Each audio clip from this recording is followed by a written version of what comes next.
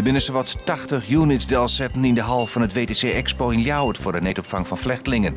In deze units komen 4 stapelbedden te staan en ik kluskes. Het WTC biedt de komende maanden opvangen aan maximaal 600 vluchtelingen. Vreed komen de eerste mensen, elke dag ben dat een paar honderd.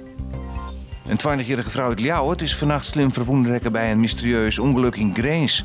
De vrouw werd gevonden in de tuin van een huis. Kreeg daarvoor hier een 33-jarige Grainse bij het huis om hulp vregen. Hij zei dat er machine auto het van Starkenborgkanaal inrieden die. De man werd naar het ziekenhuis gebracht. Later werd de onderkwolle vrouw gevonden. Ze is in kritieke toestand in het ziekenhuis opgenomen. De provincie zal onderzoek doen naar een oplossing voor de situatie bij de Spoorbregen, hoe het Van Haringsmakanaal in Ljouwert. Van 2021 oud rieden er tussen Ljouwert en Zwolle 4 treinen in de uren. Hierdoor zal de Spoorbregen minder vaak open kennen voor het schipvaartverkeer. Een van de oplossingen is dat zieljachten via het centrum van Ljouwert varen. Joen en vannacht ruimwetter, letten we de droeg. De temperatuur komt op een graad als 4 en vooral aan de kust ziet een hudde noord-eerste wind.